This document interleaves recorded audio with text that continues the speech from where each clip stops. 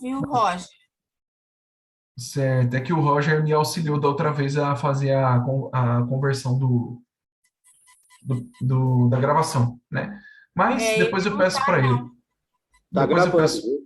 Tá Isso, já está gravando. gravando já. Tá. Isso. Beleza. Então vamos orar?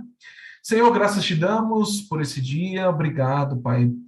É um tempo muito precioso que nós temos aqui, que separamos da nossa vida para refletirmos um pouco mais a respeito dos seus ensinamentos. Eu quero pedir que o Senhor esteja conosco, que teu Espírito nos ilumine, nos dê um entendimento profundo daquilo que o Senhor quer de nós, daquilo que o Senhor espera de nós a respeito desse tema. Abençoe cada um, abençoe cada mente, cada coração, que a gente consiga compor aqui, Deus, é, exemplos práticos, ensinamentos práticos a respeito desse tema. Cuida do nosso coração, cuida daqueles que não puderam vir por algum motivo. Obrigado pela boa notícia do Arthur, louvado seja o teu nome por isso. Nós estamos muito felizes por essa boa notícia, Senhor. Nós assim oramos e agradecemos. Amém. Amém. Bom, muito bem, nós estamos no texto de Mateus, capítulo 6, verso 19, tá bom? Leremos o verso 19 até o 24. Palavras de Jesus, diz assim: Não acumulem para vocês tesouros na terra, onde a traça e a ferrugem destroem, e onde os ladrões arrombam e furtam. Mas acumulem para vocês tesouros nos céus, onde a traça e a ferrugem não destroem, e onde os ladrões não arrombam nem furtam. Pois onde estiver o seu coração, aí também está, onde estiver seu tesouro, aí também estará o seu coração. Os olhos são a candeia do corpo. Se os seus olhos forem bons, todo o seu corpo será cheio de luz. Mas se os seus olhos forem maus, todo o seu corpo será cheio de trevas.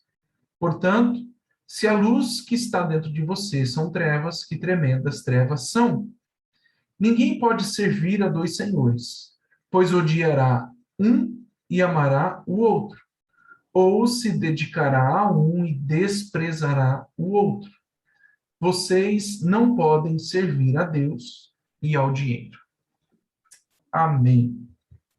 Bom, esse é o texto. Você já deve ter lido muito esse texto, já até ouvido algumas pregações sobre ele. Eu quero conversar com vocês, depois a gente vai tentar também aprendermos juntos sobre o conteúdo do texto. Paty, você está fazendo para mim então esse gerenciamento aí de pessoas que vão chegando e você vai inserindo, tá bom? Bom, vamos nos situar aqui, onde nós estamos. Jesus está com seus discípulos, Sermão da Montanha, capítulos 5, 6 e 7 de Mateus, início do ministério de Jesus. Jesus se retira, faz um retiro espiritual com seus discípulos, a fim de ensiná-los a pensar com as categorias dos céus. Vale a pena lembrar que Jesus é um mestre, ele está reunindo os seus discípulos e ele está fazendo uma releitura ampliada do Antigo Testamento, tá bom? Então, existe aqui uma releitura ampliada do Antigo Testamento. Deus está trazendo à tona como se deve interpretar a lei, como se deve entender a lei. E eu sempre, quando vou falar sobre o Sermão da Montanha, você sempre vai me ouvir falando isso. O que Jesus está trazendo para nós aqui? É um novo tipo de sociedade. Ele está inaugurando o reino de Deus, ele está inaugurando um reino alternativo, é o reino de Deus na terra, e ele está ensinando os seus discípulos como que os cidadãos do reino de Deus pensam a respeito de vários temas. Então, ele vai trabalhar sobre várias coisas aqui dentro do Sermão da Montanha, sobre jejum, oração, caráter, enfim, ele vai ensinar várias coisas. E nesse momento do texto, ele está ensinando para a gente sobre esta relação de um cristão com essa questão do dinheiro. Então, ele está tentando aqui, ele está nos ensinando a pensar com as categorias dos céus. com as categorias do reino de Deus. Bom, o que me chama mais atenção já de pronto, eu quero trazer isso como destacar isso do texto, é a maneira como Jesus ele se reporta ao dinheiro. E isso é muito importante, gente, você prestar atenção na maneira como Jesus trabalha isso. Ele dá um nome ao dinheiro, ele chama o dinheiro de mamon, o que significa que ele está personificando o dinheiro. Ele está dizendo para nós que essa aqui ó, é uma... Acho que alguém está com o microfone aberto, se alguém puder mutar. Bom, ele está trazendo o ensinamento de que o dinheiro, ele tem um nome, ele usa um nome aramaico para isso, que é mamon. Mamon significa riqueza, prosperidade, dinheiro. Só que ele trata o dinheiro como um Deus rival. Não que Deus esteja rivalizando com ele, não, ele está dizendo que no coração do homem existe um Deus rival, que vai rivalizar contra o Deus dos céus. Esse Deus é o Deus Mamon. E aí ele personifica essa questão do dinheiro e ele atribui o que os comentaristas vão dizer, que o dinheiro deixa de ser algo neutro. E por trás do dinheiro existem forças espirituais que atuam e acabam seduzindo as pessoas por meio do dinheiro. Então, o dinheiro não é algo neutro, é uma entidade espiritual capaz de seduzir, capaz de nos distrair, capaz de nos distanciar de Deus. Então, eu quero chamar bastante a sua atenção para isso, porque esse livro aqui, até recomendo se você quiser comprar, é um livro do Richard Foster, ele é um cara da espiritualidade cristã, um homem muito, uma bênção de Deus, e esse livro é um clássico da literatura cristã, chama Dinheiro, Sexo e Poder. Então, eu estou pegando carona em várias ideias dele aqui, porque ele é uma sumidade na questão da espiritualidade cristã. Ele escreveu vários outros livros, dentre outros, esse aqui a gente já usou um pouquinho, chama Celebração da Disciplina, se você gosta de ler. Esse é um clássico da literatura cristã. E o outro livro do Richard Foster é esse aqui, ó, A Liberdade da Simplicidade, onde ele vai trabalhar muito essa questão da relação do cristão com o dinheiro. Então, eu estou pegando carona aqui nesses pensamentos do Richard Foster, tá? Então, ele diz no seu livro que o dinheiro ele passa a ser uma entidade espiritual que nos cativa, nos seduz e exige devoção, exige culto, exige atenção, ele inspira isso. Então, ele diz que o dinheiro é um agente ativo, capaz de nos seduzir e capaz de nos conquistar. Ele também diz que o dinheiro assume características de divindade. Por exemplo, o dinheiro promete segurança, o dinheiro oferece liberdade, ele promete estar em todos os lugares e, sobretudo, ele promete reivindicar onipotência. Eu não sei se você já teve alguma grande quantidade de dinheiro alguma vez na sua vida, mas uma vez eu recebi uma herança antecipada da minha sogra para a gente poder comprar a casa na qual a gente mora hoje, e a sensação de você ter dinheiro é uma sensação muito boa. Eu até brincava com a Yara sobre isso, né? Porque a gente tinha lá um dinheiro considerável na conta. Eu falava assim, Yara, o que você quer comprar hoje? Não, a gente está aqui, a gente pode fazer algumas coisas que a gente não fazia antes. Então, o fato de você ter dinheiro, ele te dá uma sensação falsa de poder, uma sensação falsa de que você não é refém de algumas coisas da vida, porque o dinheiro compra, o dinheiro faz. E a gente viu muito bem nessa pandemia, a pandemia nivelou isso, e eu acho que ela desconstruiu essa ideia de que o dinheiro pode reverter algumas situações, ou quase todas as situações, e não é verdade. E não é verdade. É uma falsa sensação, uma falsa segurança. Então, o Richard Foster, ele fala exatamente isso, que o dinheiro, ele, como Jesus nos ensina, ele assume essas características de divindade. E ele acaba nos distraindo, nos desviando, nos encantando e comprometendo a nossa vida. Bom, se a gente for pensar de modo prático, o dinheiro está em todo lugar. certo? O dinheiro é capaz, por exemplo, de definir o destino de um casal. Eu me lembro uma vez que, conversando com um casal, o marido havia recebido uma proposta de um trabalho muito bom, onde o que ele ia ganhar, a esposa não precisaria mais trabalhar. Então, o que aconteceu? Ele resolveu aceitar, ele foi para o trabalho, a esposa abandonou a sua carreira profissional, mas pouco tempo depois ele foi demitido. E aí, a esposa entrou em colapso, ele também, porque aquela falsa sensação de que esse dinheiro que a gente vai ganhar vai mudar a nossa vida, levou esse casal a um colapso.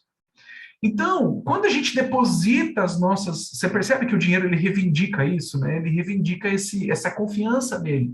Não, o que você vai ganhar é suficiente, fica tranquilo. E às vezes, se nós não estivermos certos dessa intimidade com Deus, nós somos seduzidos a isso. A gente é seduzido e a gente acaba acreditando naquilo que o dinheiro acaba dizendo para a gente. Não, fica tranquilo, você vai ficar sossegado, esse emprego aqui está estável, fica em paz. E Jesus ensina diferente. Então, o que eu quero destacar? E isso aqui, o dinheiro não é uma moeda neutra.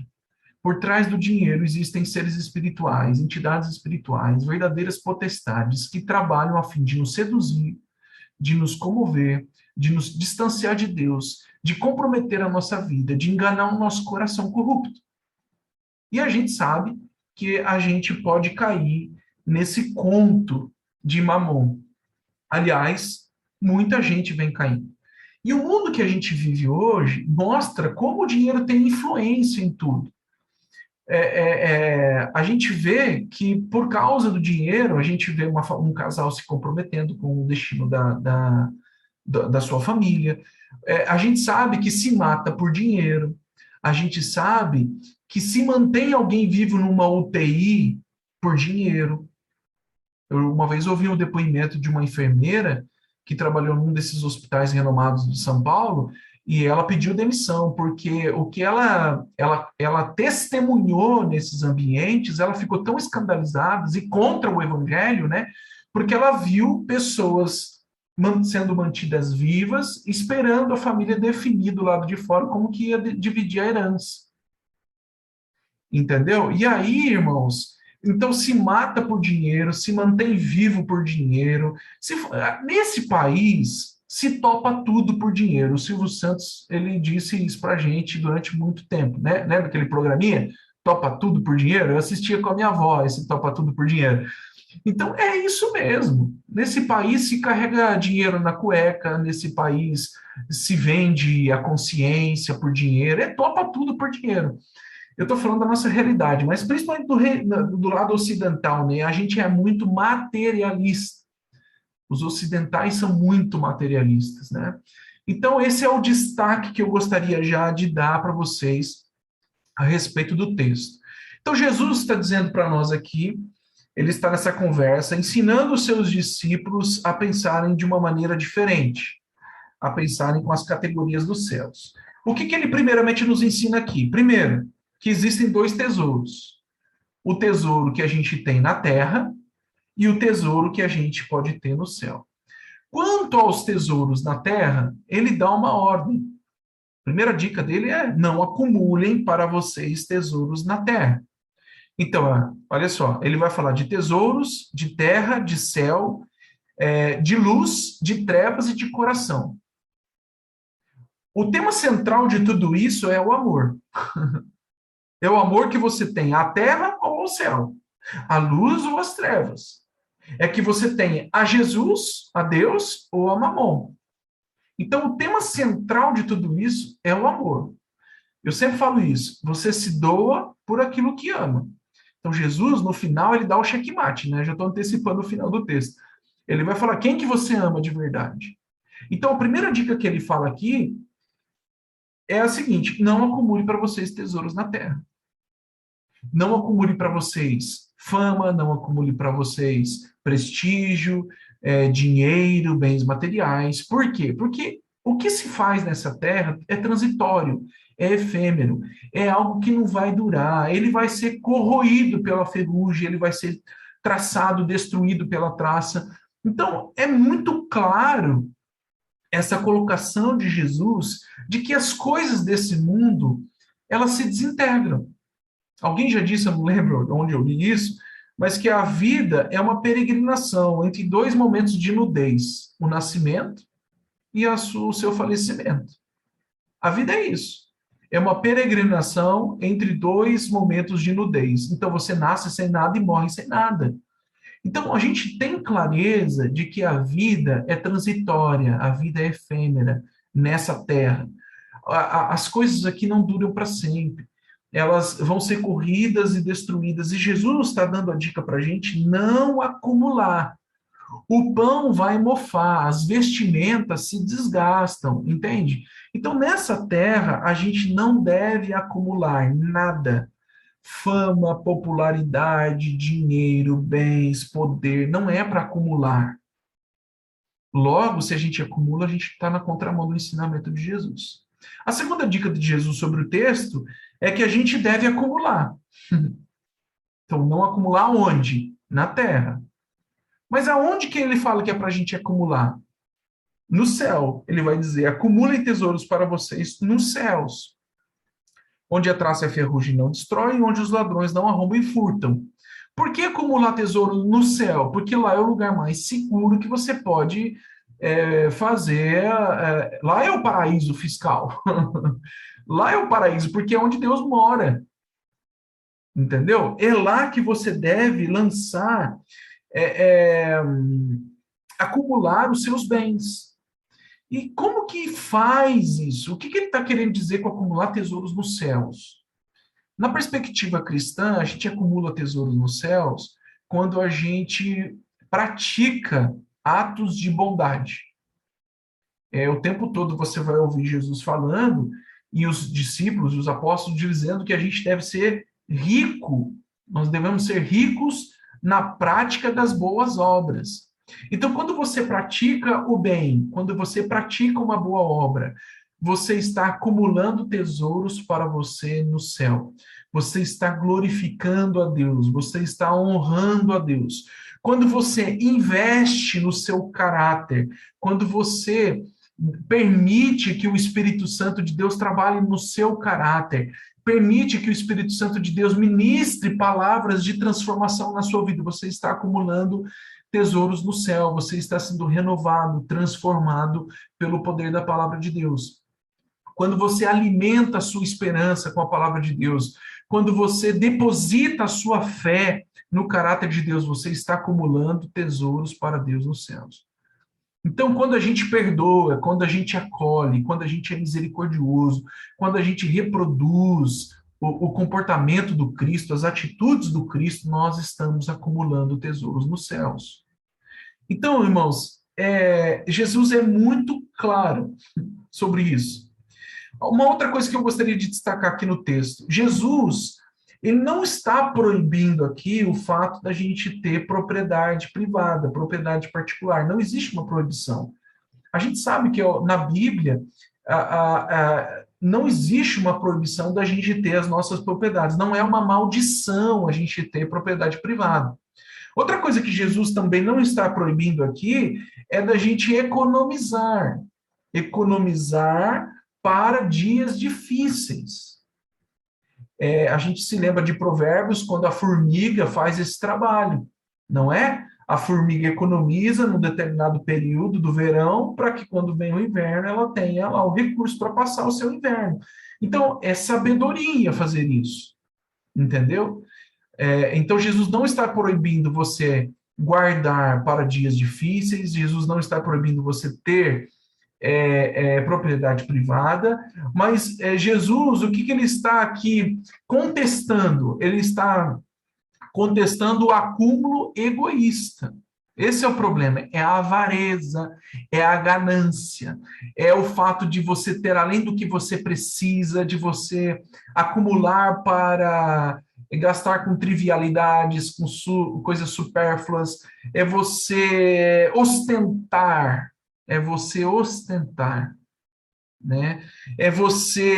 Qual que é o problema aqui? O problema é da dureza do coração, entendeu?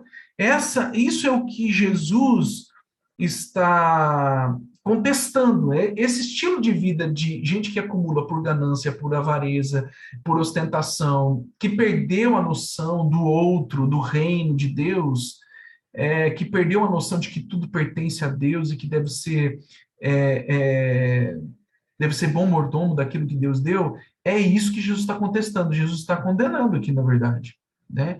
Então vamos lá. Continuando o texto, ele fala aqui sobre duas visões, sobre luz e trevas. Lembrando que o tema central é amor. Quando você coloca os seus olhos, fixa os seus olhos numa determinada coisa, e essa coisa é algo bom, o texto está dizendo que você vai produzir dentro de você luz.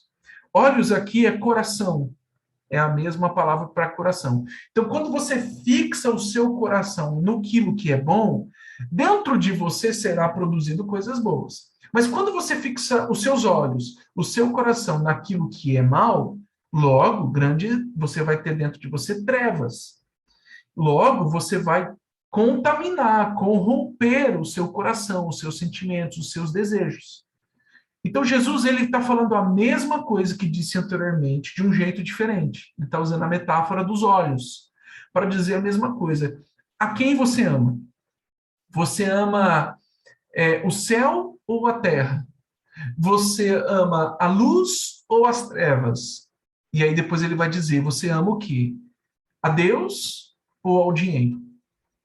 Então, Jesus, nesse momento aqui dos versos 22 e 23, ele está falando sobre a mesma coisa, onde você está colocando o teu coração, aonde você coloca o seu coração, aonde você coloca os seus olhos, aí é o seu tesouro. O que ele quer dizer? Como que você conhece o coração das pessoas? Olhando para suas prioridades.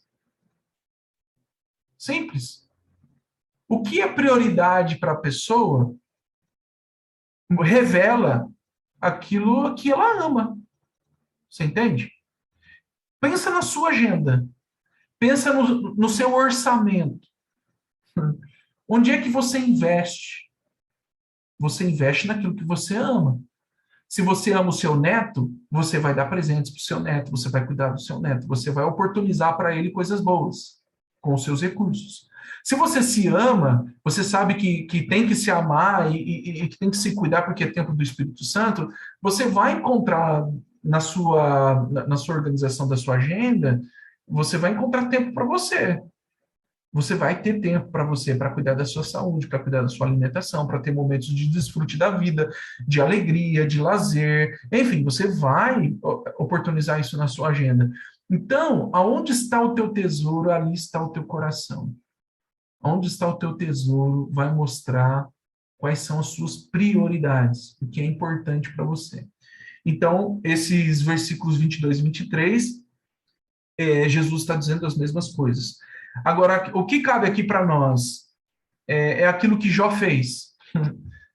Jó capítulo 31, verso 1, a gente vai ler que Jó fez uma aliança com os seus olhos para não cobiçar as moças. Ele fez uma aliança de santidade com os seus olhos para não cobiçar as moças. Eu penso que isso é algo que a gente deveria fazer com os nossos olhos. É fazer uma aliança com Deus em relação aos nossos olhos. Porque os olhos, gente, são as janelas da alma, né? Alguém já disse que os olhos são as janelas da alma. Então, se você fixa os seus olhos em algumas coisas da vida que não edificam, que não te levam para perto de Deus, você está consumindo trevas e você vai contaminando do lado de dentro. Vai contaminando, entendeu? Então, se você tem uma aliança com os seus olhos, com o seu Deus, você faz uma aliança dos seus olhos com Deus, você vai ter um olhar seletivo, um olhar santo para a vida, para as pessoas, para tudo mesmo, né? Então vamos lá, continuando o texto, caminhando para o final, Jesus vai falar sobre os dois senhores. E aqui ele vai dizer que não tem como, pela regra, por força de lei, se você é um escravo de uma pessoa. E não tem como você ser escravo de uma pessoa tentando agradar a outra. Ou você é de um ou você é do outro. Então não tem coração dividido. Quando ele fala aqui, olha, quem que você vai servir? Deus ou Mamão? Mamon? Você não vai conseguir servir os dois senhores, porque ou você vai odiar um e amar o outro, ou você vai se dedicar a um e desprezar o outro.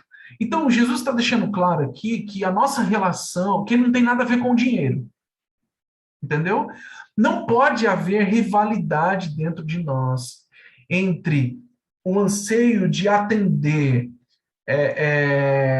as reivindicações de Mamon, né? Não tem como você ter o seu coração dividido entre as riquezas, a prosperidade, o bem-estar e Jesus e Deus. Não tem como. Não dá para ter coração dividido. Jesus está falando aqui de exclusividade, é culto, culto. O meu compromisso é com Deus, é com aquele que é o dono do ouro e da prata. O meu compromisso é exclusivo. A minha fidelidade é a Ele. O que significa que é Ele que determina as minhas decisões. É a palavra dele que determina o que eu vou decidir na minha vida. Logo, não é o dinheiro que tenho que determina se compro ou não compro. Entendeu? Ou que não tenho. Por exemplo, um missionário chamado Hudson Taylor, ele foi chamado para fazer uma missão na China. Ele era um jovem de poucos recursos, mas ele tinha uma vocação e algo que aquecia o seu coração, fervia dentro do seu coração, que era levar o evangelho para o interior da China. Ele não tinha os recursos, mas o fato dele não ter os recursos não o impediu de ir atrás desse sonho de Deus para a sua vida. O que aconteceu? Ele foi, e Deus o abençoou com quantidades enormes de dinheiro. E ele passou a ser um canal de bênção na vida de mais de 1.000 missionários. O que eu quero dizer com isso? Ele não tinha o dinheiro, mas ele tinha uma direção de Deus. Logo, o dinheiro não determinou o que ele tinha que fazer. Não é porque eu não tenho que eu não vou fazer. Se Deus me mandou fazer, Deus proverá. Não é isso? Deus proverá. E não é porque eu tenho que eu posso. Porque se Jesus é Senhor absoluto da minha vida, não é porque eu tenho que eu posso, faço e faço de qualquer jeito, do jeito que eu quiser, suprindo as necessidades. Não. Eu obedeço à ordem do rei. Porque o que eu tenho não é meu, pertence a Deus. O Richard Foster, ele diz uma coisa muito interessante aqui no livro. Ele fala que nós deveríamos etiquetar tudo aquilo que temos com uma frase assim: pertencem a Deus, é para a glória de Deus. Então, todas as vezes que você fosse pegar o seu celular, você teria uma etiqueta: pertencem a Deus, é para a glória de Deus. Então, isso é muito interessante, porque é uma noção diferente daquilo que temos, não é meu, eu não possuo nada, eu sou mordomo daquilo que pertence a Deus. Então, primeiro, Jesus está dizendo aqui, nesse momento, que nós não deve haver rivalidade no nosso coração, deve haver exclusividade de culto. Ou ele é absoluto ou não é.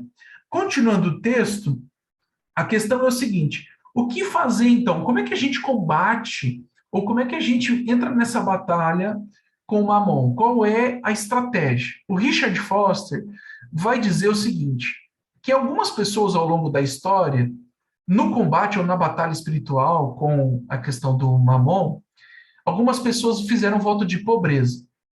Eu não consigo ler isso na Bíblia. Eu não acho que a solução para você resolver isso é fazer voto de pobreza. Outras pessoas, ao longo da história, fizeram um voto de mordomia, são os puritanos. Eles entenderam que a gente tem que, então, sermos bons mordomos dos recursos que Deus nos dá. O Richard Foster, ele propõe algo diferente. Ele fala que a gente tem que subjugar Mamon. O que significa isso? Nós devemos exercer o controle sobre o dinheiro. Então, o problema não é ter o dinheiro. O problema é o amor ao dinheiro.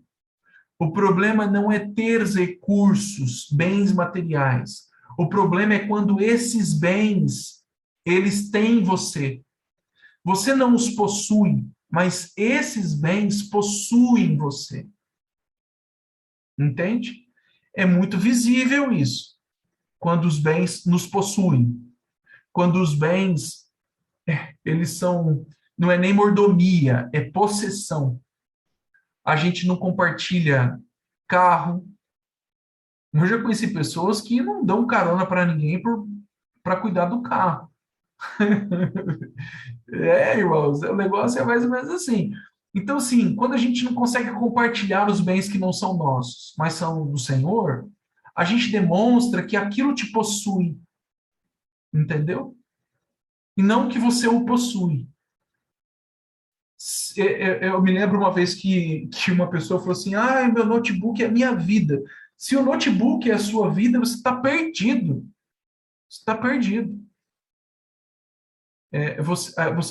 Você está possuído por um bem material.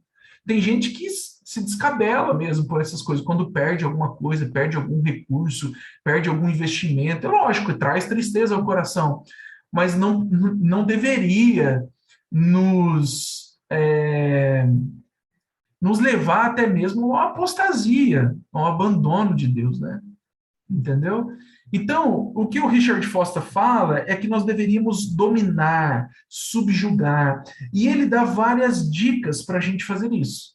Como que a gente faz para subjugar Mamon? Ele fala que a maneira da gente subjugar Mamon é aquilo que eu falei para vocês, né? Olhar para tudo aquilo que temos da seguinte forma: dado por Deus, propriedade de Deus, para ser usado para os propósitos de Deus. A ideia é etiquetar essa frase. Outras coisas que ele dá aqui de dica para isso é da gente. Ele fala que a melhor maneira de você subjugar Mamon é você doar.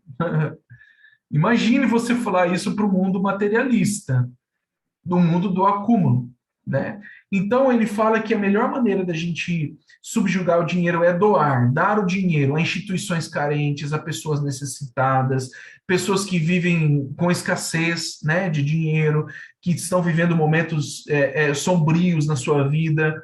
Enfim, ele fala que a melhor maneira de você subjugar Mamon é de você doar. Outra coisa interessante para a gente entender se Jesus é absoluto Senhor da nossa vida ou não, como nós organizamos as nossas finanças. Existe oração no modo da gente organizar as nossas finanças? Ele dá essa dica da gente usar o ministério da oração para a gente organizar os nossos orçamentos, os nossos gastos mensais, a maneira como a gente vai investir o dinheiro, investir os recursos que Deus nos dá, usar os recursos que Deus nos dá. Então, são várias dicas importantes para a gente não se deixar ser dominado, né, por essa entidade espiritual que tem afastado muitas pessoas de Deus. Né? Algumas pessoas se aproximam de Deus por ambição egoísta, porque querem ter, né? Outras pessoas se distanciam de Deus porque perderam algumas coisas. Percebe como ele joga para os dois lados? E quando a gente acaba tendo sem intimidade com Deus, a gente acaba se esfriando espiritualmente, porque é aquilo que eu disse no início. O dinheiro nos dá uma falsa sensação de segurança. O dinheiro acaba nos afastando da comunhão da igreja. Por quê? Porque ele oportuniza mesmo. Ele me dá oportunidade de viagem, ele me dá oportunidade de lazer, ele me dá oportunidade de conhecimento. Enfim, ele abre várias portas. E que aí, se a gente não tiver uma direção certa da parte de Deus, se Jesus não for absoluto na nossa vida, aquilo que deveria nos servir para a gente se aproximar dos irmãos, se aproximar do próximo e se engajar na obra de Deus, pode nos levar para muito e muito longe, né? Então, gente, enfim, teria muita coisa para a gente falar aqui sobre o assunto, mas eu vou parar por aqui e vou abrir para a gente poder fazer aqui um momento de bate-papo. Eu gostaria que a gente se ativesse ao conteúdo do texto. De repente, naquilo que eu falei aqui, devem ter surgido algumas perguntas para vocês e tal, mas que a gente pudesse extrair o máximo possível daquilo que a gente acabou lendo, senão a gente pode, assim, espalhar demais a conversa e se distrair demais. Ah, então, eu estou abrindo para vocês aqui, se alguém quiser fazer alguma pergunta, a gente vai ter esse momento aqui de bate-papo, tá bom? Então, está aberta a conversa.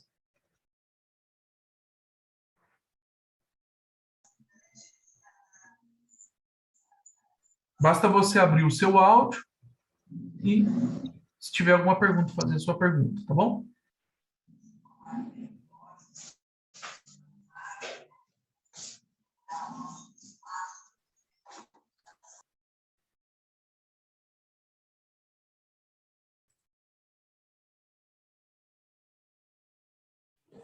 Pastor, Oi, posso?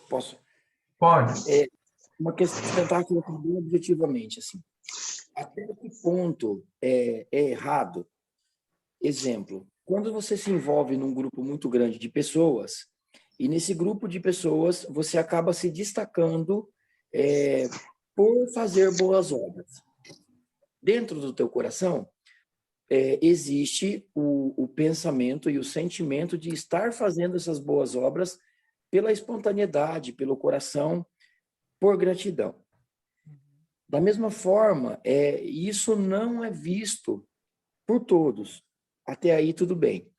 O que eu quero dizer é que isso pode ser expandido e até endeusado, aquela pessoa que está fazendo boas obras, até endeusado dentro desse grupo. Como lidar com isso no contexto de ter duas visões? Ser visto como endeusado é uma coisa ruim diante do evangelho. Porém, essa visão de fazer as boas obras, fazer com que outras pessoas também façam boas obras, porque veem aquilo, uma imagem e semelhança de Jesus ao fazer aquelas boas obras. Até que ponto e como lidar com isso? Não sei se eu fui bem... Uhum. Bom, primeiro, a gente está falando de acumular tesouros nos céus, né? Isso, Então, a gente está dentro do texto, que é a prática de boas obras. isso. Seguindo os ensinamentos de Jesus, quando Jesus fala para a gente praticar as boas obras, ele fala que é para a gente, o que a mão direita faz, a esquerda não deve saber. Então, discrição é fundamental para a gente fazer boas obras. Contudo, existem algumas boas obras que são feitas de maneira intencional, com intencionalidade, a fim de comover ou mobilizar outras pessoas. Por exemplo, no meio da pandemia, a gente divulgou a distribuição de cestas básicas, outros irmãos pastores que eu vi fazendo esse trabalho de cuidado, né, das pessoas que estavam passando por necessidades, divulgando a entrega das cestas, são boas obras sendo praticadas com intencionalidade. Qual é a intencionalidade? A gente está divulgando porque a gente recebeu doações, a gente está prestando contas, olha, está chegando, as pessoas estão recebendo, uma maneira de prestação de contas, e também uma maneira de comover e de levar outras pessoas a se movimentarem. Então, é com intencionalidade. Corremos o risco de sermos endeusados? Lógico, sempre, sempre. Corremos o risco de ficarmos orgulhosos? Obviamente, o coração é orgulhoso. O que é necessário? Que a gente ande com Deus. Intimidade com Deus é necessário para tudo, né? Para tudo. Ela vai nos ajudar a nos desviar desses enganos do coração. E assim, cara, os elogios vêm, você pode receber com gratidão, com alegria no coração, mas sempre que você os receber, vai depois em secreto no seu quarto, se ajoelha lá e fala: é para a tua glória, Senhor. Eu sei quem sou, sei por que estou aqui e para que vim. Então, eu simplesmente eu fiz o que era minha obrigação. Ponto. Entendeu? Então, Entendi.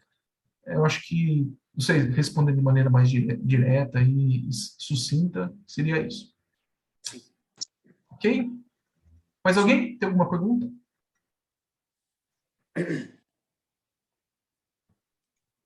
Olá, boa noite, professor. Não sei se está Oi, relacionado. Ana Sueli, tudo bem? Isso. A nossa relação com o dinheiro revela a nossa visão equivocada do evangelho, porque, bom, sempre pega a questão do dízimo, assim, mas Deus não está preocupado se é 8 ou se é 10 ou se é 20, mas o que a gente realmente compreende do evangelho. Estou te ouvindo. Agora você mutou aí. Abriu. Tá, desculpa. Então, assim, a nossa visão que a gente tem do dinheiro revela a nossa visão equivocada de evangelho, porque a gente fica preocupado em dar 10%, mas Deus pede tudo. E às vezes a gente só dá a sobra do que realmente dá aquilo que é do nosso coração, de estar preocupação com o outro, preocupação com a missão também. Também não revela o nosso apego a mamon? Não sei se ficou claro. Eu penso assim, quanto mais a gente lê Jesus, mais clareza a gente vai ter para lidar com o dinheiro, com o mamon, com os recursos que Deus nos dá. Quando você olha para Jesus, você vê um ser humano destituído de orgulho, destituído de apego às coisas materiais. Ele teve nada, né? Ele não tinha onde reclinar a cabeça. Então, se a gente for partir do mestre como exemplo, a gente vai ver um mestre que, quando ele tem, ele divide, quando ele tem, ele partilha. Se são 5 pães e 2 peixinhos, ele, como sendo o mestre, ele poderia pensar: não, eu sou o líder, eu preciso liderar esse povo, eu preciso estar bem de saúde. Você entende? Ele não pensou assim, ele fez o milagre que repartiu com todo mundo. Então, o nosso mestre, ele é um mestre destituído de apego às coisas materiais, é um mestre que não tinha onde reclinar a cabeça, é um mestre que nos ensina a repartir o pão, é um mestre que nos dá várias dicas do que a gente deve fazer com aquilo que Deus nos dá. E quando ele vai perto, por exemplo, do jovem rico, ele dá uma orientação radical para ele. Entendeu? Por quê? Porque o apego do jovem rico ao dinheiro era maior do que o desejo dele de seguir Jesus. E ele prefere ficar com o dinheiro, vira as costas para Jesus e fica triste. Olha só que coisa interessante como é, né? Ele virou as costas para Deus e ficou triste e decidiu viver a vida triste a partir daquele momento lá.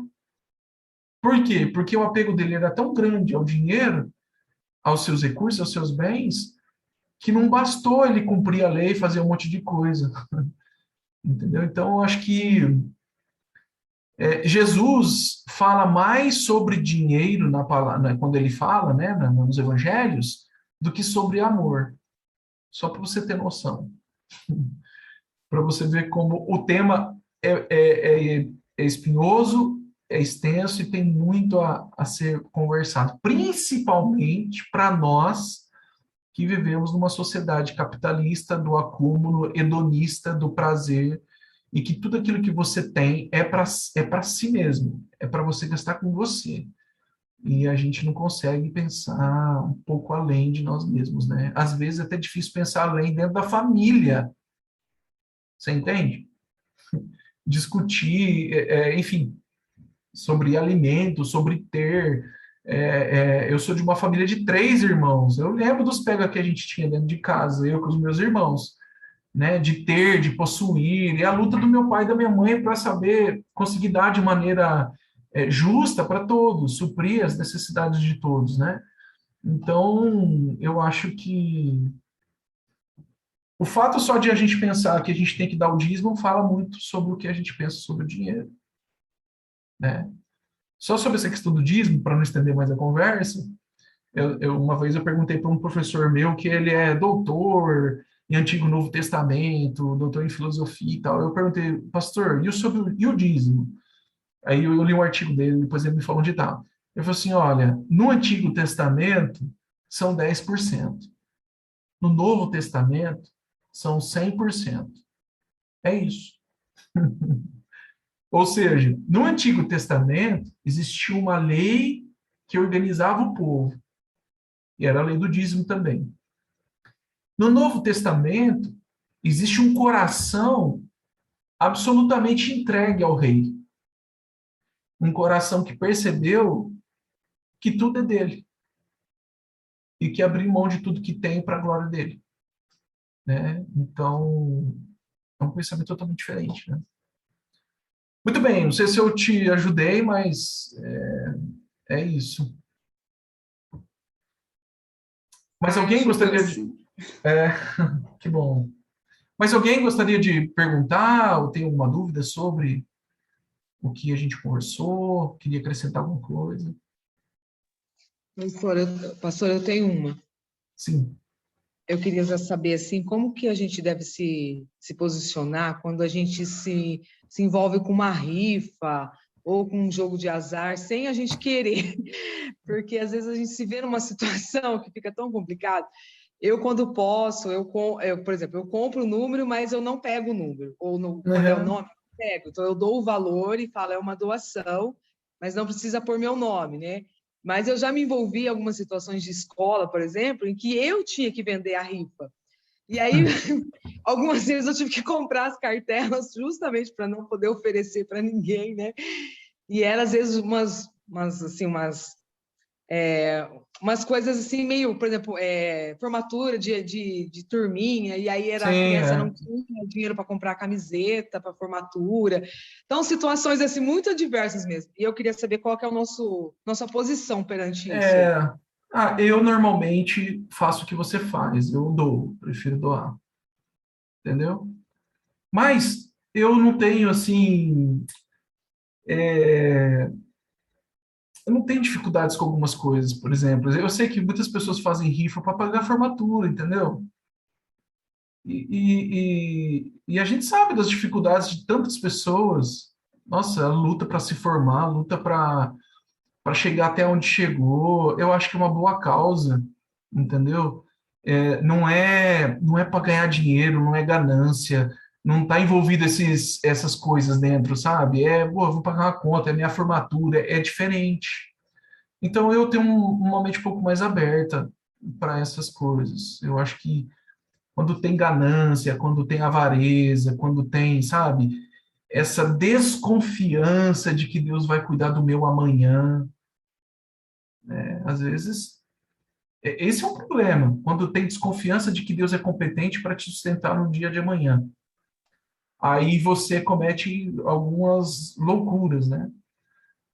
Por exemplo, famílias que tiveram alguns problemas de saúde, tiveram que fazer uma cirurgia do coração. Esses dias eu recebi um pedido de compra de rifa no meu celular de uma pessoa que teve um infarto, a cirurgia ficou em tantos mil reais, a família não tem condições, você opera ou não opera? Claro que vai operar, agora, mas a gente não tem o dinheiro, não importa, a gente corre atrás. Então aí a família se organizou para fazer uma rifa para juntar esse dinheiro para pagar o stent que foi colocado lá no coração do homem. Então percebe que é uma boa causa? É uma boa Sim. causa, é para abençoar. Então, assim, eu não tenho dificuldades com isso, não, viu? Agora, é óbvio que a sabedoria bíblica vai me dar discernimento dessas questões, né? Da última que eu acabei me envolvendo, assim, era para uma criança fazer um exame, uma ultrassom que só tinha em Marília, né, Uhum. no caso, e não tinha condições, de um pós-Covid, inclusive, a criança era. E, É. assim, eu conheço a índole de quem estava vendendo, que era a avó, né, então, assim, me comovi com a situação dela, de toda a Uhum. situação da Uhum. família, né, e aí eu pensei justamente disso, não é uma coisa para se beneficiar, para uma ganância, para ganhar um prêmio, não é nada disso. É uma coisa de saúde que envolve, né? E nessa situação que nós estamos vivendo de pandemia, é difícil mesmo, Uhum. né? Está muito difícil, Uhum. muita gente desempregada. Então, assim, nessas situações eu sempre dou e ajudo mesmo. Aconteceu de uma Uhum. amiga minha também de Maracaí, ficou internada no hospital aqui em Assis, ficou Uhum. muito caro, ela ficou na UTI, e aí ela pediu também ajuda. Eu também comprei a rifa, mas eu falei que não precisava pôr meu nome no número. Mas, assim, são situações de doença, exatamente, né? Eu acho que aí a gente está ajudando mesmo, né? Vamos ficar olhando, mas assim, a gente tem hora que a gente fala assim, só que eu estou fazendo Eu prefiro certo. sempre doar, prefiro doar e beleza. Entendeu? Tá. Obrigada, pastor. Muito bem, mais alguém gostaria de Pastor, acrescentar? Oi. Vamos só ver se tem mais alguém, daí depois você... Pode ser, Dirceu? Só para a gente aproveitar aqui a conversa com outras pessoas. Mais alguém gostaria de perguntar? Nossa, que pessoal quieto. Nem parece os irmãos quando a gente está junto, né? Eu vou perguntar. Então pergunta. A gente vê assim o início da igreja, né? Quando os apóstolos, as pessoas, eles se reuniam e compartilhavam tudo que tinha, né?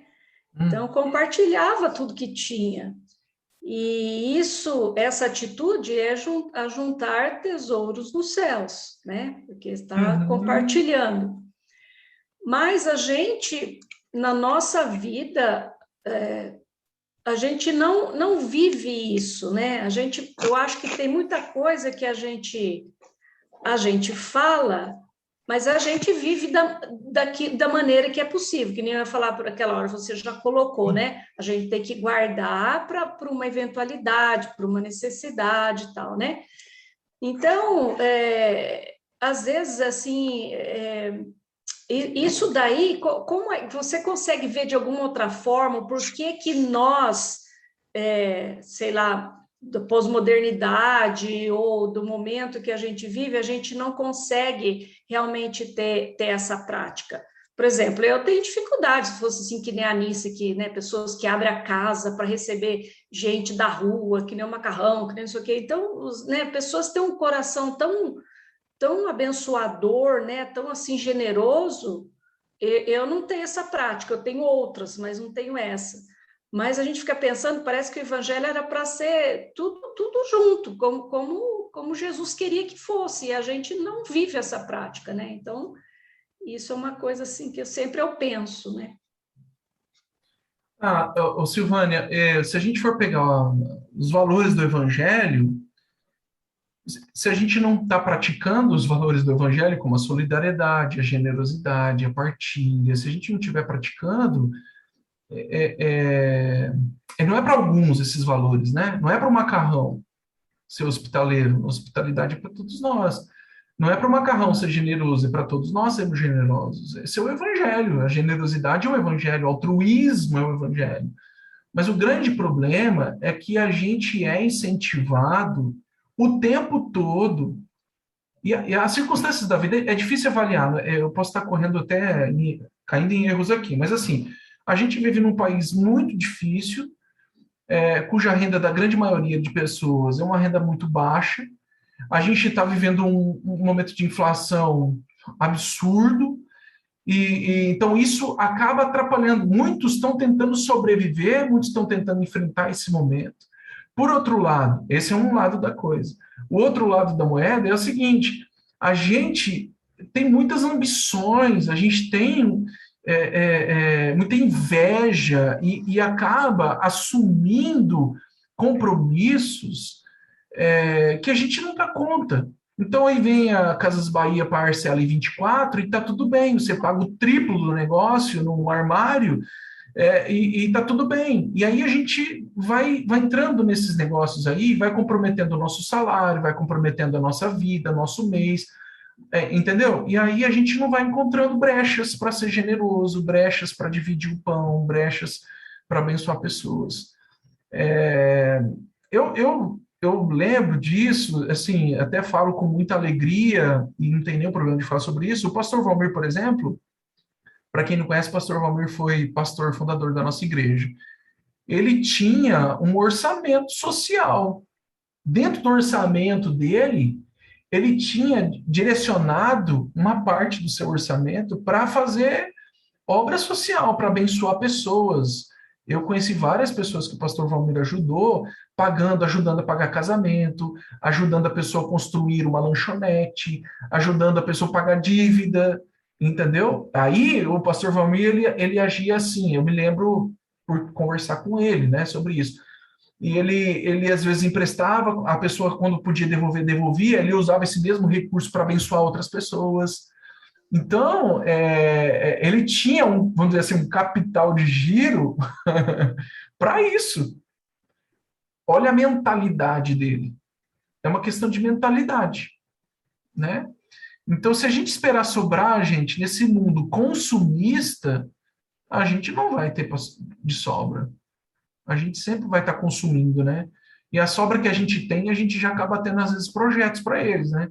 E às vezes são projetos supérfluos, triviais, sei lá, supérfluos, não importantes para a vida, né? Entendeu? Então, eu acho, Silvane, que o que falta mesmo é esse Ocidente, essa igreja ocidental se converter a respeito desse trato em relação ao dinheiro. Isso é um fato. Isso Além é do uma mais, porque verdade. também às vezes pessoas assim, não dá uma oferta para um missionário, não dá o dízimo, não abençoa, mas né, vive trocando celular e compra isso, e compra aquilo, e compra outro. Então, Ó, eu falta vou. mesmo de Silvânia, administrar, né, também, né? olha só como a crise. Teve Copa do Mundo. Para quem foi fazer um álbum de Copa do Mundo, essa pessoa gastou pelo menos, uns R$ 300. Pelo menos. Entendeu? Então a gente é capaz de comprar um pacotinho de figurinha, que vem 5 figurinhas, às vezes várias repetidas, por R$ 6, sei lá quanto que era agora, não lembro. Mas a gente muitas vezes é incapaz de pagar o lanche E com um amigo. abençoa. Entende? Eu estou falando de Então, coração, figurinha. né? Eu tô falando de figurinha, que eu vivi isso. Antes de ir para o álbum de figurinha, eu pensei nisso. Eu vi gente gastando R$ 1.000 para completar um álbum de figurinha. Entendeu? Então, é legal. Eu curti muito quando eu fiz com a Yasmin, foi muito legal. A gente foi para a praça, a gente foi trocar figurinha, tudo isso. Eu pensei assim, envolve relacionamento meu com a minha filha. Ela fala desse álbum até hoje, mas a gente não colocou muito dinheiro, porque aí o tio veio, outro tio veio, irmãos da igreja deram, que já tinham completado o álbum, sobrou um monte, deu para a gente começou a ir trocando, e a gente conseguiu completar o álbum. Mas o que eu estou querendo dizer? Uma coisa que eu não precisaria fazer. E às vezes eu faço isso, que é legítimo, pode ser, mas eu não consigo doar, sei lá, uma cesta, levar um alimento na igreja, irmão. Levar 1 quilo de feijão, doar um saco de arroz, é muito caro, o arroz está 22, entendeu? Então, assim, são prioridades, são valores, isso, é isso. Então a gente precisa, quando for falar com Mamon, a gente subjugá-lo, a gente precisa dominá-lo. Alguém está perguntando aqui, ó, com relação, eu acho que é o William, com relação à mordomia cristã, como explicar o que reparte, faça-o com liberalidade? Se temos o dom de repartir, segundo Paulo, muitos não se escondem por entender que não o possuem. Então, a Bíblia vai dizer para a gente, William, que existe o dom da contribuição. Eu conheço pessoas assim. É impressionante. E sabe o que é interessante, gente? Essas pessoas que têm esse dom da contribuição, Deus abençoa essas pessoas com muitos recursos. E Deus vai dando mais. Às vezes a pessoa é assalariada, mas de repente ganha um precatório, sai não sei o quê. Olha, é impressionante como essas pessoas que são generosas, têm esse dom da liberalidade, o dom da contribuição, como Deus abençoa essas pessoas. E sabe por que Deus abençoa? Porque Deus sabe que o dinheiro não a possui. Ela abre mão facilmente para abençoar pessoas. Então, algumas pessoas têm esse dom mesmo. Eu não sei se você já ouviu alguém numa reunião de oração, numa vigília de oração, orar para Deus dar o dom da contribuição. Mas eu já vi muita gente orar pedindo dom de línguas, dom de revelação, dom de cura, dom de não sei o quê. Mas eu acho que a igreja precisava orar mais por isso, não pelo enriquecimento, né? Porque às vezes você ter o dom da contribuição, você não vai ser necessariamente rico, mas você vai ser generoso. O pouco que você tem, você reparte. né? Enfim, você não precisa ter dinheiro para ter um coração doador. Olha só, são experiências pastorais. Tem algumas pessoas que já confessaram isso para mim, estou falando de 20 anos atrás. Pastor, quando Deus me der um trabalho bom e tal, eu vou ser generoso, eu vou contribuir e tal. Essa pessoa hoje é muito bem colocada no mercado de trabalho, mas ela não dá com liberalidade, ela não contribui, não só na igreja, mas eu sei que ela é uma pessoa que segura, né? Isso por ouvir da sua própria esposa. Então, olha só, não significa ter para ser liberal, né? Ser um contribuinte. É uma questão de coração, é a viúva pobre, né? A viúva pobre. É o que eu tenho, mas eu tenho liberalidade. Para o meu Deus, eu dou o que eu tenho. Não vai faltar, porque Deus proverá. Né? Entendeu? Então, não espere ter para abençoar, ser doador, ser abençoador. Não espere. Quem não é fiel no pouco, não vai ser fiel no muito. Né? Espero ter respondido aí, William. Tem uma outra pergunta aqui. E nessa relação com Deus, envolve o próximo? Sempre? Sempre. Sempre envolve o outro, gente. A gente... Qual que são os dois mandamentos? Amar a Deus e amar o quê? O próximo. Pensa na parábola do bom samaritano. Os líderes religiosos passaram distante. E aí, o samaritano de coração generoso foi lá e deu de si. Ele pôs o cara ensanguentado no seu animal, ele curou aquele cara usando óleo, ele pagou a despesa na, na hospedaria, ele se envolveu completamente. Entendeu? O bom samaritano é um bom exemplo disso para a gente. Né? Provérbios 11:25. Quem é generoso progride na vida. Quem ajuda será ajudado. Né? É a sabedoria bíblica. Isso é um fato. Semeie o pão sempre. Lance o seu pão sobre as águas. Lance o seu pão sobre as águas. Sempre. A seu tempo, você colherá aquilo que você está semeando. Né? Mais alguém? Tem alguma pergunta? Eu tenho, pastor. Pode falar, Dirceu. Aproveitando um gancho do pastor Carlinhos, na última pregação, ele relata o seguinte fato. Quando uma pessoa vem te fazer um trabalho e ele percebe que a pessoa é muito humilde e ele acha até relativamente pouco, ele paga a mais, que eu também até concordo, achei interessante. E quando uma pessoa é muito rica, ele pechincha. Ele foi lá e pechinchou. A pergunta, pastor, meio que aproveitando esse gancho, é como se relacionar com a compra e a venda de algum produto. Exemplo, em momentos você pode comprar um produto que ele vale mais, mas você comprou por menos por uma situação adversa. Mas como usar do caráter de Deus, daquilo que a Bíblia diz, daquilo que Deus pede, para fazer a venda desse produto? Eu sou filho de comerciante.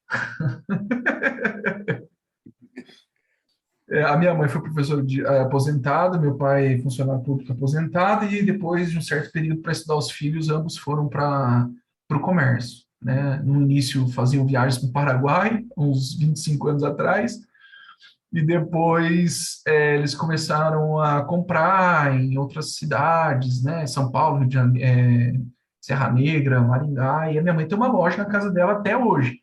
E com essa loja eles conseguiram nos sustentar, os 3 filhos, nas faculdades e nos estudar, né? Então, glória a Deus por isso. Por causa disso, eu sei, Dirceu, que tem essas oscilações de mercado, tem hora que você consegue comprar um produto, você tem capital de giro, tem condições de pechinchar mais na compra de produtos. Eu sei que tem muita gordura para queimar, às vezes você sabe, eu sei, por exemplo, às vezes que tem gente que faz compra em São Paulo, paga num relógio R$50 e vende a 350 aqui no shopping.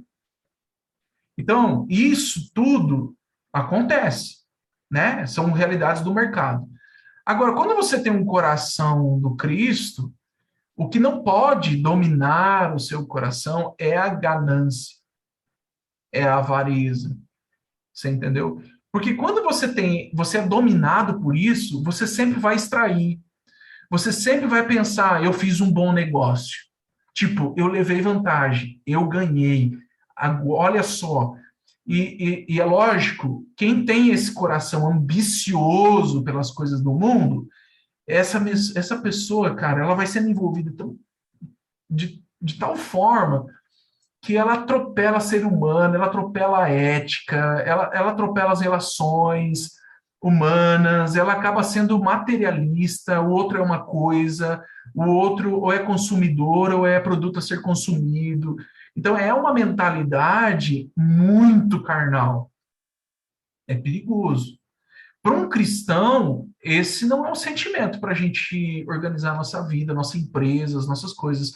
Eu vejo que seria possível, Dirceu, até a gente trabalhar com, às vezes, abaixo do preço. Você fez uma boa compra, você pode vender por menos, então vende por menos, ganha menos.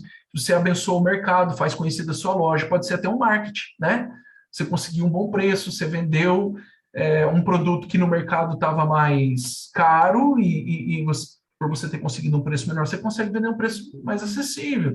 Enfim, eu não sou do mercado, mas eu penso que o que a gente precisa ter para estar no mercado são os princípios do evangelho. É isso que vai nortear um empreendedor, nortear um comerciante, né? É possível ser flexível, é possível, é possível. Não dá, não dá, entendeu? Então, eu penso por aí, Dirceu. A gente vai ficar só mais 5 minutinhos, tem uma pergunta aqui, daí a gente vai encerrar, tá bom? A Ana Suelen colocou aqui, pensar na motivação tanto para comprar como para vender, exatamente. Eu costumo dizer, gente, que Deus abençoa motivações. Deus não abençoa um projeto que você fez. Deus abençoa motivações. O projeto da construção de uma casa começa com a motivação do projeto. O planejamento de um casamento começa com a motivação que eu tenho para esse casamento. Tem vários tipos de motivação para um casamento. Conseguir uma cidadania de um outro país, né? Dupla cidadania, ganhar dinheiro, enfim, carência. Fui abandonado pelos meus pais, encontrei alguém que pode me acolher, e aí é essa que tem, eu vou ficar com essa. Então, assim, a questão é motivação. A gente sempre tem que se atentar para isso, principalmente se tratando dessas questões financeiras, né? Sempre oro em relação ao meu trabalho, que Deus envie as pessoas que querem determinados serviços financeiros, que realmente necessitem e tenham condições para assumir tal responsabilidade, para não atingir o menos favorecido, o que para mim é uma luta diária em equilibrar a balança. O William, né, que colocou isso aqui, porque o William trabalha dentro do banco, né, William? E eu acho que deve ser uma luta para você, viu? Como cristão, não comprometer o cidadão que está ali, né, cheio de ambições e sonhos, de repente pode comprometer o seu salário, né? O William vende crédito, né, William? Ou eu estou falando alguma coisa errada aqui? E se fosse, espera só um pouquinho aqui, tem uma outra pergunta. E se fosse Jesus que estivesse vendendo ou nós comprando dele? Bom, primeiro que ele vai saber quanto você pagou no produto, quanto você está ganhando nele, né? Ele vai saber as suas motivações. E outra, a gente tem que lembrar que quando você vende alguma coisa, se você tem uma empresa, você tem que pensar em todas as despesas, né? Da empresa, água, luz, telefone, funcionário, os encargos, que são muitos. No Brasil, em torno de 69% a mais você paga de um funcionário, se ele é registrado CLT, né?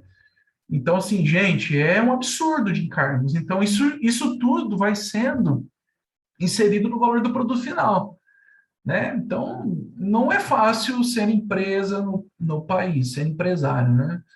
Tem uma outra pergunta aqui. O problema está no simples fato de gastar com futilidades e coisas supérfluas, ou em usar o dinheiro dessa forma sem antes administrá-lo de forma correta. Como fazer doações com generosidade? Olha, eu acho que você pode fazer uma aliança com seus olhos, porque às vezes os nossos olhos nos levam a comprar aquilo que não precisamos para poder impressionar pessoas das quais nós não gostamos. O dinheiro, os olhos, o coração, quando ele não está naquilo que é eterno, ele está distraído e ele pode ser seduzido. E aí você pode ser levado a consumir coisas das quais você não precisa. E a gente sabe disso, gente. A gente sabe disso. Às vezes a gente consome, vou falar do meu caso, por exemplo, uma Bíblia que eu não preciso, um livro que não é para agora, posso comprar depois, mas não, sabe, eu tenho esse problema de consumir livros. É uma coisa que, nossa, eu vejo a possibilidade, a oportunidade, mas eu costumo comprar sempre em promoção. Teve uma promoção agora de 50% que, nossa, eu fiquei possuído de desejo. Só que a gente tem que ver o momento, né? Às vezes não é para aquilo, mas se o nosso coração está distraído, a gente consome, principalmente quando a gente tem. Se a gente tem, gente, eu comprei a mesa da igreja, 14 mil reais, em 30 segundos, clicando no botão do Mercado Livre. Olha só, se o seu cartão está vinculado aí, já está cadastrado no Mercado Livre, você tem um aplicativo no seu celular, se você tem conta na Amazon e o seu cartão de crédito está vinculado, lá já está pronto, meus irmãos, você compra assim, ó, assim. Você percebe como a gente está sendo provado, testado o tempo todo? E se você tem o recurso, mais testado e mais provado você vai ser. Então, eu acho que é um pacto com os olhos, diante de Deus, de saber de fato o que eu preciso e o que eu não preciso. E quando eu não preciso, eu posso aproveitar isso que eu ia consumir de algo que eu não preciso para fazer generosidade. Mas não só isso, né? Não só isso. A gente pode ir além, sempre além. Né? Não coloque percentuais para você ser generoso. Não coloque, eu vou dar 5%. Eu vou dar... Não faça isso. Deus fala com a gente. Ó, abençoe essa pessoa com isso aqui agora.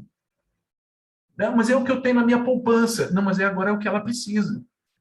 É ela que está precisando. Eu estou dizendo uma experiência pessoal. Eu tinha uma grana guardada e Deus falou comigo, não, esse dinheiro é para essa pessoa.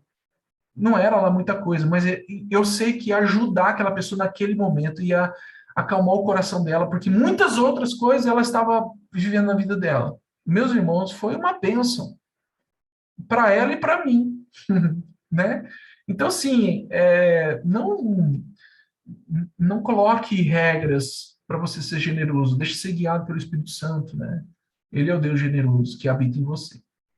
Eu não sei se tem mais uma pergunta, a gente vai encerrar, tá?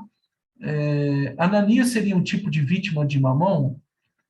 Eu acho que ele foi mentiroso mesmo. Pode ter sido.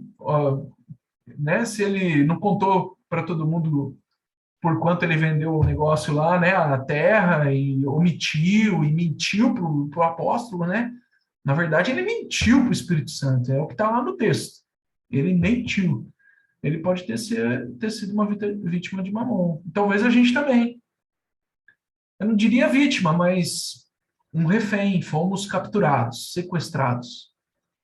E aí a gente não consegue fazer o que Jesus manda a gente fazer. Bom, gente, são 9h31.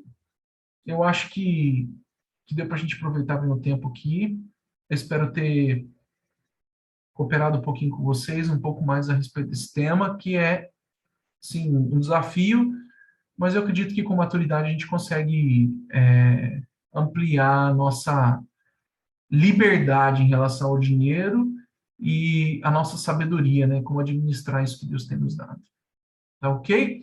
Caso vocês tenham alguma pergunta ainda sobre o tema e tal, você pode mandar para mim no WhatsApp ou lá no grupo e depois eu vou respondendo vocês, tá bom? Eu acho que é isso. Também gostaria que vocês sugerissem, pode ser no meu privado, no celular privado, alguma dica, alguma orientação. Esse formato que a gente está fazendo aqui hoje é um pouco novo, né? Novo para o pessoal dos estudos, mas a gente costumava fazer isso com os facilitadores. A gente abria para conversa e aí era uma conversa bem legal. Então, assim, espero que da próxima vez a gente possa se ver bem e aprofundar os nossos conhecimentos sobre a relação do cristão com o dinheiro. Tá bom? Deus abençoe vocês, obrigado pela paciência e pela atenção de vocês. Um abração para todos. Amém. Tchau, Tchau. gente. Obrigada. Tchau, Tchau. gente. Beijo a todos. Tchau, tchau. Tchau, pessoal. Boa noite. Tchau, tchau.